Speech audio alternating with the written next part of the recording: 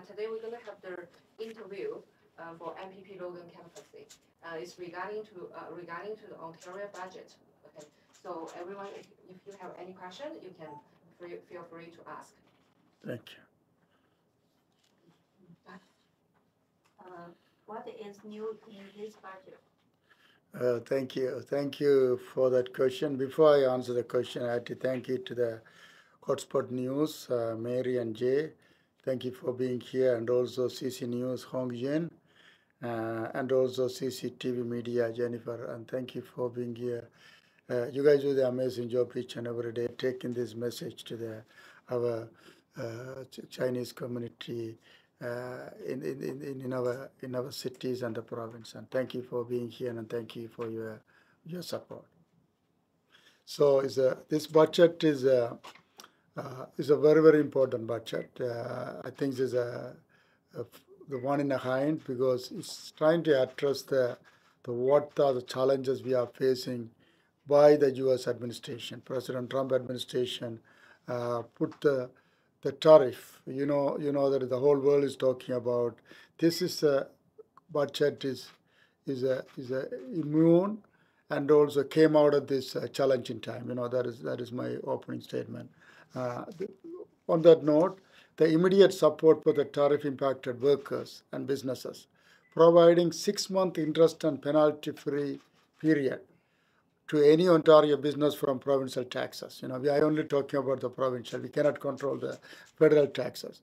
Creating the Protecting Ontario Account Fund, the fund of $5 billion, designed to provide business with the critical support. Whatever support we need to sustain the small businesses in Ontario, and also providing more competitive and self-reliant economy.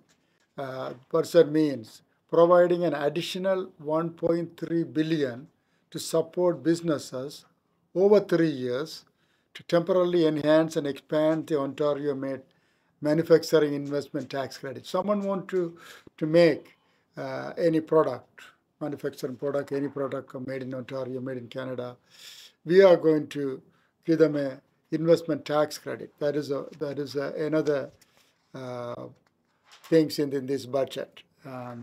Because of this is a great time to do the creative stuff in Ontario, Canada. Canada is a first world country. Ontario is the rich province in Canada. There's a lot of human resources, like a Chinese communities. A lot of Chinese high-tech companies are in Markham and York region. They are very innovators. They can't start up any startup companies because of we having an economic war with the Donald Trump administration. This is a right time to do the startup companies. This investment is supporting that.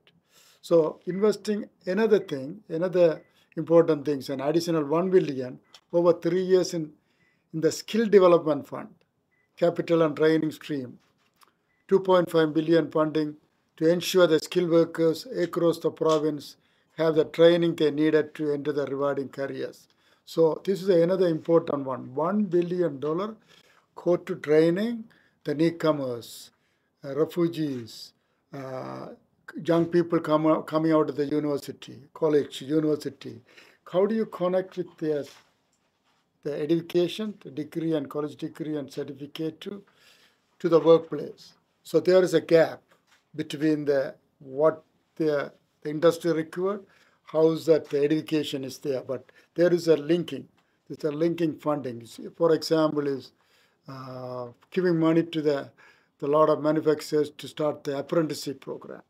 How they can train the foreign engineers. So Canadian-born engineers, they have a degree, but there's a job out there, but they are not equipped with the knowledge. So what is required at the workplace? Through this STF funding, skill development funding, we are doing that. We're building the capacity, also filling that gap. So another one, providing $500 million to create new critical mineral processing fund, CMPF, to province the mineral sector by attracting investment in critical mineral processing capacity in Ontario. This is another important development in Ontario. It's never happened before. The critical minerals, nickels and other critical minerals to produce the EV vehicle, EV battery, EV cells, you need a critical minerals. We haven't done it last decades and generation because we have a critical minerals. The known in Ontario is best in the world, but we haven't dig it out because of the previous government neglected the power, the richness of the resources we have in this province. Now this is a critical time to explore. Now some of the companies have started working on that, started digging.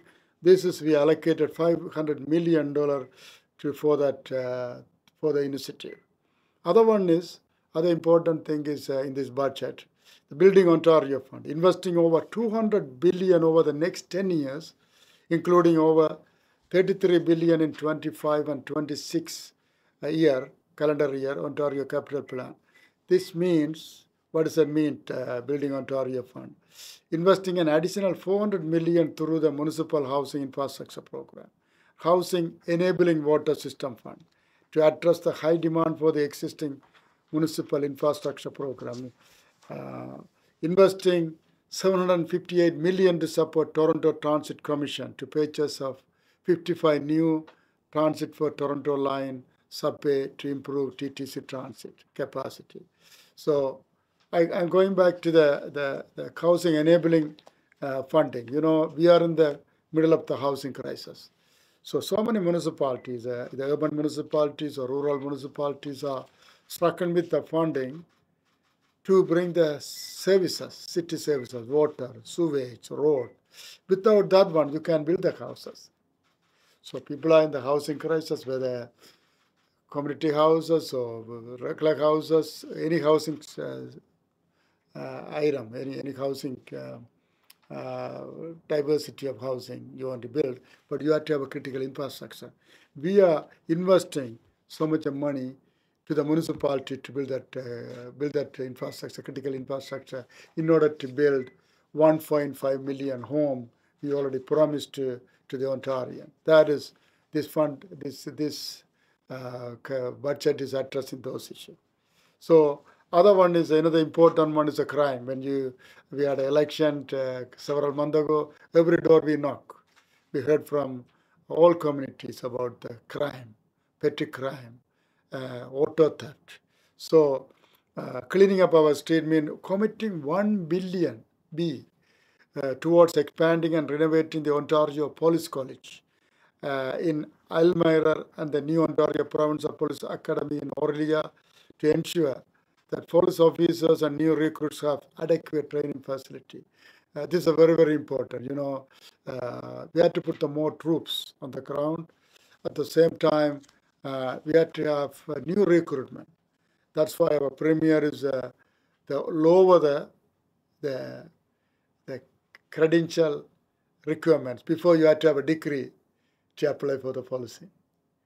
You want to be policing, then you have to have physical requirements, all sort of requirements, but on top of that is the number one requirements, they have to have undergraduate degree. Now we remove that barrier, and anybody can, with the college or grade 12 graduation, they can apply for the policing. This funding is addressing those issues, but hiring more policing, especially diversity for a Markham York region, Chinese, Asians. They have to understand the policy, understand their culture, their values, they speak their language, how we can create the community policy. All sort of issues are addressed through this funding in this budget. So last one is for your questions, delivering better services. Investing $300 million over the next 4 years, including $60 million in 2025-26 budget to expand primary care teaching clinic, capacity providing dedicated learning environment for primary care physician and other practitioners while also providing care Ontario. You know that we are in the shortage of family doctors, but we are investing more than 300 million. This money especially training the primary care teaching clinic, teaching hospital, teaching institution. That's this money is standing for. Thank you. Thank you for that question. It's a very important question. Any further question? Mario, 2 minutes stop. Then it's a second question.